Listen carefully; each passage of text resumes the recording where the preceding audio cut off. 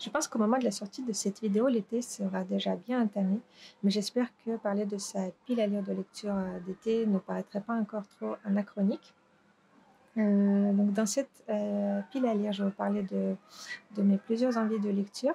Notamment, je vais vous parler d'une romancière britannique que j'adore lire en été. Je vais participer à un challenge de lecture autour de cette romancière. Je pense également lire une autre romancière britannique culte que j'ai envie de découvrir depuis très longtemps. Il y aura également une relecture, un thriller, un classique américain. Bref, j'espère que je pourrai me régaler.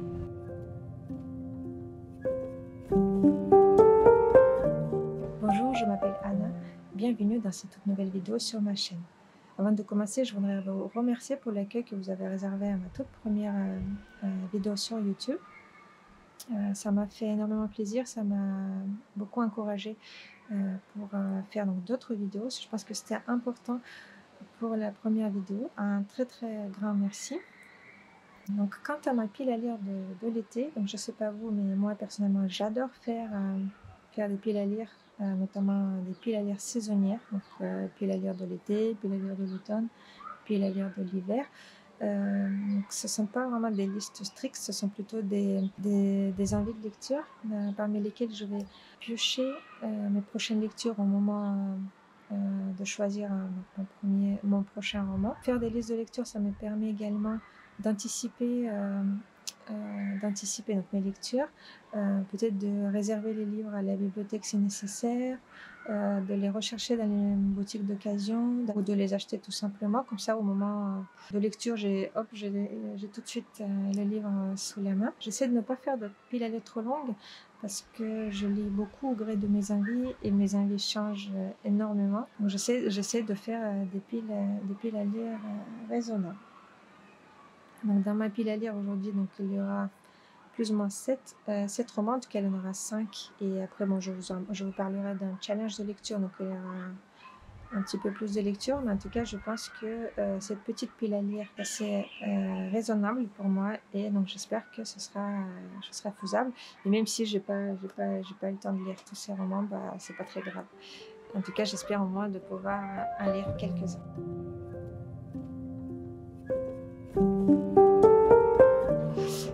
Je n'avais déjà beaucoup parlé sur Instagram, et je me fais une publication sur mon blog. Donc vous savez sans doute qu'au mois de juillet, je participe au challenge Jane Austen July, organisé sur YouTube par plusieurs booktubeuses britanniques. Donc c'est un challenge qui est organisé depuis déjà 6 ans, mais je viens d'apprendre seulement maintenant son existence. Donc ce challenge, il consiste à lire les romans de Jane Austen ou les romans autour de Jane Austen pendant le mois de juillet. Donc il y a aussi des lectures communes qui sont organisées, il y a des films à regarder. Donc je trouve que c'est un challenge parfait pour la période estivale. En tout cas pour moi, Jane Austen, c'est une romancière que j'ai toujours envie de lire en été. Donc pour moi, c'est une romancière estivale par excellence. Comme vous avez dit, ce challenge est composé de plusieurs catégories. Donc la première catégorie consiste à lire un de 6 romans majeurs de Jane Austen. Ensuite, il faut lire une œuvre de Jane Austen qui n'est pas un de ces 6 romans majeurs. Il faut lire un documentaire sur Jane Austen ou sur son époque, un livre écrit par un auteur contemporain à Jane Austen. Il faudrait regarder une adaptation fidèle d'un de 6 romans de Jane Austen. Et enfin, il faudrait regarder une adaptation moderne d'un des livres de Jane Austen. Je ne pense pas participer dans toutes ces catégories. De toute façon, je ne l'ai pas très vite, donc il faudrait faire le choix. Il y a aussi une lecture commune qui est organisée donc, entre le 1er et le 10 juillet. Donc, cette lecture commune consiste à lire le roman L'habit de Northanger de Jane Austen. Donc aujourd'hui, on est le 3 juillet au moment du tournage de cette vidéo. Donc je l'ai déjà un petit peu commencé. Je vais vous faire, je pense, une vidéo spéciale autour de ce roman. Je vous parlerai notamment des trois traductions de ce roman. Moi, j'ai choisi de le lire dans la traduction Gallimard, traduite par Pierre Arnaud.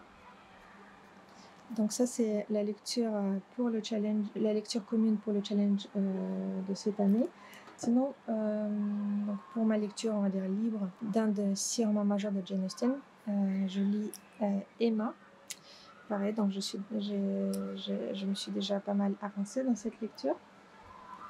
Pour les œuvres moins importantes de Jane Austen, donc j'ai le choix entre Sandy Temps, donc son tout dernier roman qu'il n'a pas eu le temps d'achever, ou sinon Lady Susan, un tout petit roman. Donc je pense que je vais plutôt lire Lady Susan, parce qu'en plus je pourrais ensuite regarder l'adaptation de ce roman qui s'appelle Love and Friendship. Donc je ne sais pas pourquoi le titre du film ne correspond pas au titre du roman. Dans la catégorie lire un livre sur Jane Austen et sur son époque, j'ai sous la main cette courte biographie de Jane Austen qui s'appelle Jane Austen, une passion anglaise, une biographie de Fiona Stafford. Et j'ai également acheté d'occasion ce magnifique ouvrage Dans les pas de Jane, promenade dans l'Angleterre de Jane Austen. Je l'ai acheté d'occasion en parfait état. C'est un très très bel ouvrage sur l'Angleterre de Jane Austen. Il y a plein d'illustrations. Donc, je pense que ce sera une très belle lecture.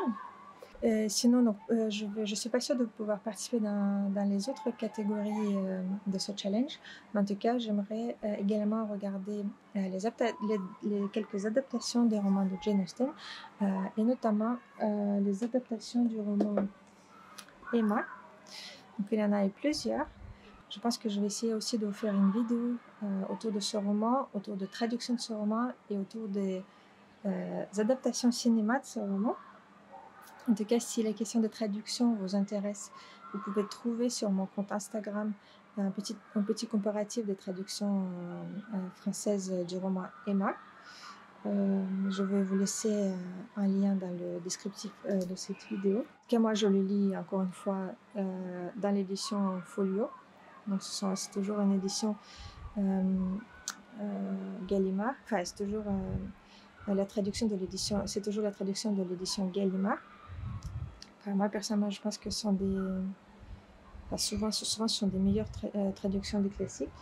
En tout cas, ce sont les traductions auxquelles je fais confiance.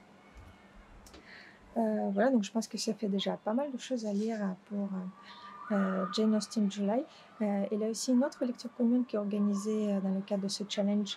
Donc à partir du 11 juillet jusqu'à la fin du mois, il faudra lire les œuvres de jeunesse de Jane Austen. Donc je ne suis pas sûre d'avoir le temps de participer dans cette partie de challenge, mais sinon je sais qu'il y a un très court texte qui s'appelle Amour et amitié de Jane Austen.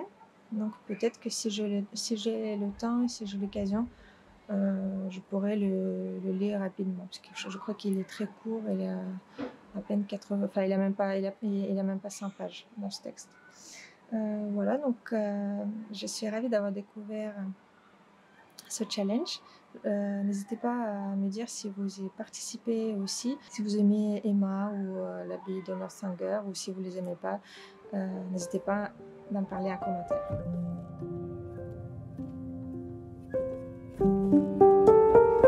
Cet été, j'aimerais également découvrir une romancière britannique dont j'ai énormément entendu parler, mais que je n'ai encore jamais lue. Donc, il s'agit de Virginia Woolf. Elle est considérée comme une des plus grandes romancières britanniques du XXe siècle et comme une des grandes innovatrices de la langue anglaise. Ça fait très longtemps que j'ai envie de lire cette romancière, mais je ne savais pas par quel roman commencer. J'ai énormément entendu parler de son roman Mrs. Dalloway ou de son essai Une chambre à soi. Mais finalement, c'est lui que j'ai choisi pour ma première lecture de Virginia Woolf. Ce sera le roman Vers le phare. J'ai eu envie de lire ce roman à mon retour du voyage en Écosse au printemps. Donc j'ai découvert que en fait, une partie de ce roman se passait sur une île au large de l'Écosse. Et ça m'a tout de suite, donné envie de le lire. Je pense que ce sera une lecture assez exigeante. J'entends des avis assez contradictoires sur Virginia Woolf. Il y en a qui l'adorent. Il y en a d'autres qui trouvent voilà, que son style est assez complexe. Concernant son style, donc on dit souvent que l'intrigue est secondaire dans ses romans et la place prédominante est donnée à ce qu'on appelle le flux de conscience des personnages, donc à leur pensée, leurs réflexions, leurs rêves, voilà, ce genre de choses. Pour l'instant, enfin, voilà, je connais pas encore la particularité de la plume de Virginia Woolf. Donc ce roman n'est pas très épais. Donc j'espère que ce sera une bonne lecture pour commencer. Je pense aussi que c'est une très bonne lecture estivale parce que ça se passe pendant l'été, donc une soirée en été où une famille vient passer ses vacances sur une île en Écosse et qui souhaite faire une petite promenade jusqu'au phare, mais pour X raisons que je ne connais pas encore, ils ne pourront faire cette balade que des années plus tard. Je trouve que c'est assez intriguant comme résumé. Et voilà, j'ai vraiment hâte de le découvrir. J'espère que enfin,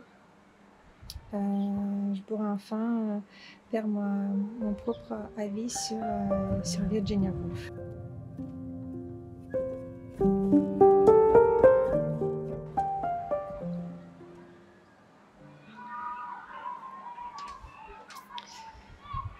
Alors, cet été, j'aimerais aussi faire une relecture d'un roman lu il y a environ une dizaine d'années, je pense.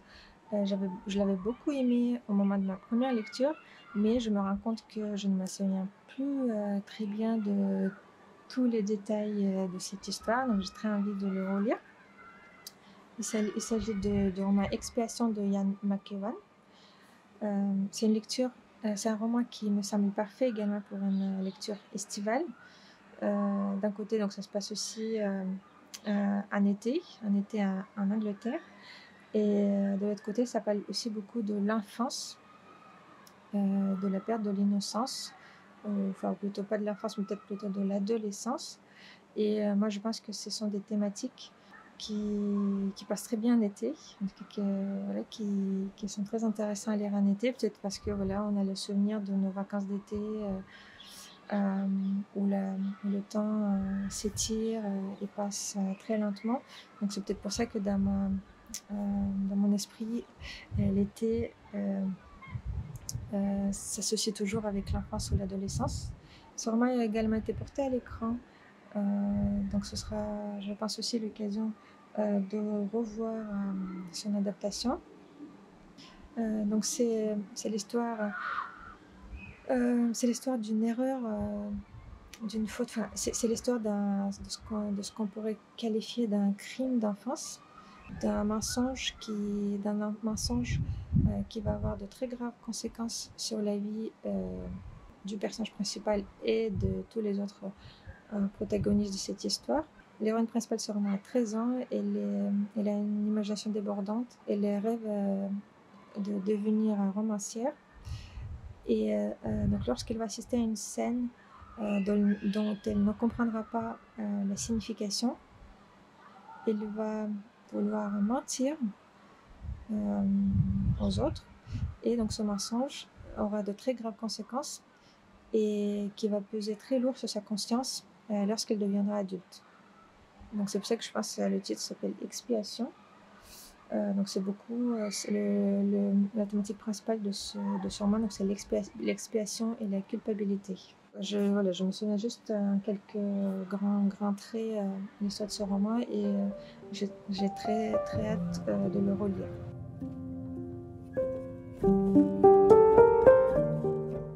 Et pour prolonger ma lecture du roman Expiation de Ian McEwan, j'aimerais lire également le roman qui a inspiré cet auteur pour l'écriture de ce roman. Donc il s'agit du roman Le Messager de Leslie Pauls Hartley. Donc, je sais plus trop si je n'écorche pas le nom de cette romancière. Donc, il s'agit d'un roman britannique également, qui a été écrit en 1953 et qui est déjà considéré comme le classique de la littérature britannique. Donc ici également, on est en plein été et donc ça parle de l'adolescence. Donc les personnages également 13 ans comme Bryony, l'héroïne de l'expiation. Donc ici le personnage a 13 ans, elle s'appelle Leon Colston et apparemment donc elle va commettre également une erreur. Enfin, je ne sais pas exactement ce qui va se passer, mais en tout cas, elle va faire quelque chose donc, du coup, qui va marquer sa vie à jamais, ainsi que la vie des autres personnages de ce roman. J'ai une petite citation de Ian McEwan au sujet de ce roman. Donc, il dit ouvertement que ce roman l'inspirait pour l'écriture de l'expiation. Donc, il dit « Le messager de Hartley a changé ma vie. Je l'ai lu à 13 ans et me suis vivement identifié au personnage principal Léon. Expiation est aussi un hommage à ce roman. » Donc, j'en ai énormément entendu parler de ce roman. Ça fait longtemps qu'il se trouve dans ma pile à lire. Je pense que tous les ans, j'ai envie de le lire. Donc, j'espère que cet été, ce sera enfin l'été où je vais le découvrir. Apparemment, il est aussi porté à l'écran. L'adaptation cinématographique de ce roman a même eu le Palme d'Or au Festival de Cannes. Peut-être que si j'arrive à trouver cette adaptation, ce serait intéressant de prolonger ma lecture par son visionnage.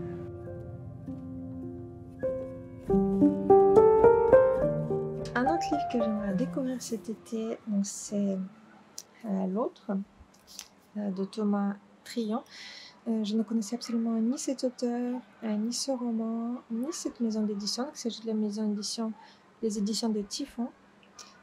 C'est une petite maison d'édition qui se trouve à Marseille et qui, si je comprends bien, donc, est spécialisée dans la réédition des textes oubliés à la frontière entre le réel et l'imaginaire. Je trouve qu'ils font un très beau travail graphique sur leur couverture. Donc si ça vous intéresse, vous pouvez aller jeter un coup d'œil sur leur site internet. Je trouve que les couvertures de leurs romans sont toujours très, très, très jolies. Pour l'achat de ce roman, j'ai été complètement influencée par une blogueuse et libraire Charlotte, du blog Charlotte Parlotte. Elle en avait parlé dans des termes très élogieux, donc ça m'a tout de suite donné envie de le découvrir. Je me suis précipitée pour l'acheter et donc du coup il est tout de suite monté en haut de ma pile à lire. Je trouve également que ce roman a tous les ingrédients pour une parfaite lecture estivale, parce que donc pareil, d'un côté ça se passe en plein été, cette fois ça se passe aux États-Unis.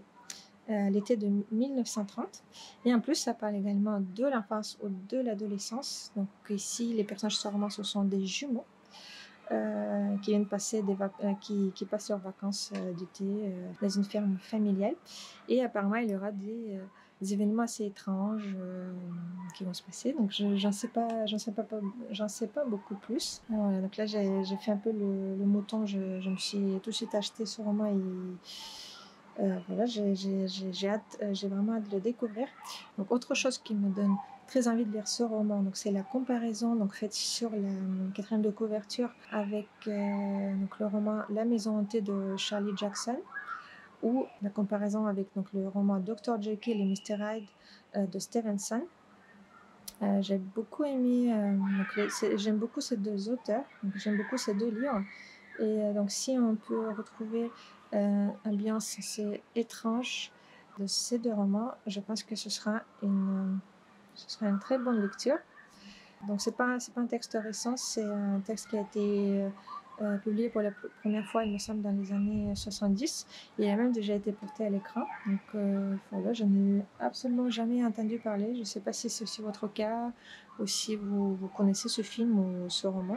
N'hésitez pas à m'en parler en commentaire. Voilà, donc je pense que ce sera une lecture parfaite pour mes vacances. Donc c'est le thriller de ma sélection d'été.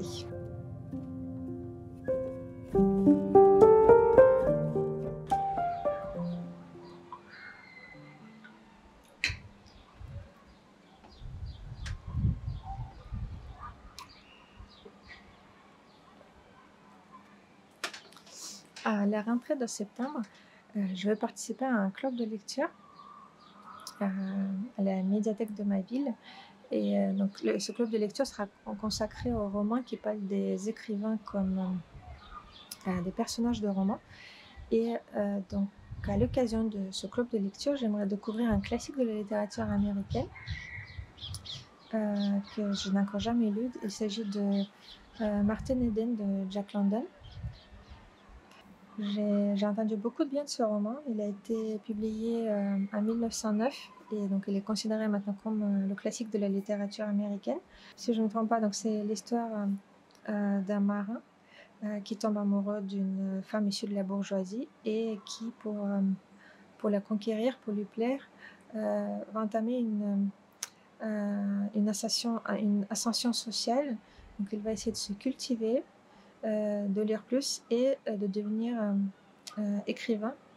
Donc on va dire elle va grandir socialement, mais donc cette histoire d'ascension sociale, ce serait également l'histoire de sa désillusion. Donc je peux pas, en fait, là j'essaie de présenter ce roman, mais en fait je connais pas pour l'instant exactement de quoi ça parle. Donc voilà, en tout cas je n'ai entendu que des bons avis sur ce roman. Et surtout j'ai aussi entendu beaucoup parler du film. Donc j'ai emprunté sûrement à la bibliothèque et je sais qu'aussi qu'on a le film à la bibliothèque. Donc ce sera, je pense que je pourrais regarder les deux. On dit aussi que la vie du personnage de ce roman est très proche de la vie de Jack London lui-même, même s'il a toujours refuté ses ressemblances. Donc il a jamais, voilà, il a toujours dit que c'est jamais inspiré de sa propre vie, mais en tout cas il a énormément de similitudes. Voilà, donc je pense que enfin, il est assez gros, mais voilà, peut-être que cette lecture va un petit peu déborder sur le mois de septembre. En tout cas, voilà, j'ai très hâte de le découvrir.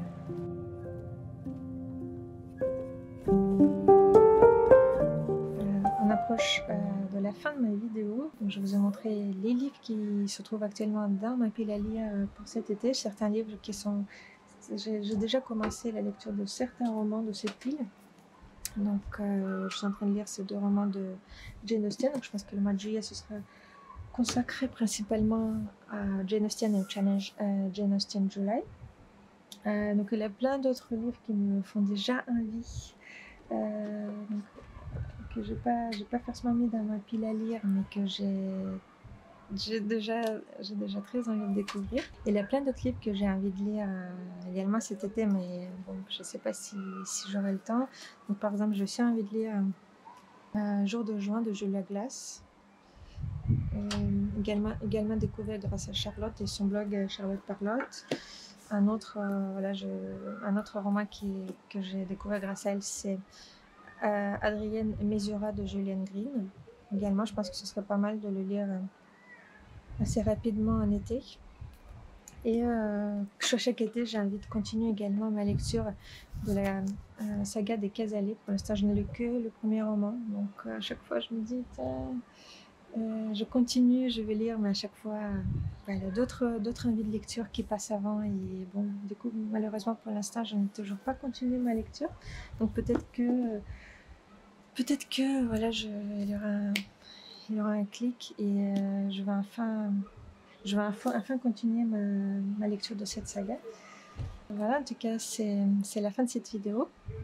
N'hésitez pas à partager vos envies de lecture pour cet été, vos piles à lire de cet été. N'hésitez pas à me dire si vous avez lu certains livres parmi ceux que je vous avais présentés aujourd'hui. Si cette vidéo vous a plu, pensez à appuyer sur le petit pouce en bas de cette vidéo. N'hésitez pas aussi également à me laisser des commentaires. En tout cas, je vous dis à bientôt dans une prochaine vidéo. Portez-vous bien et bonne lecture!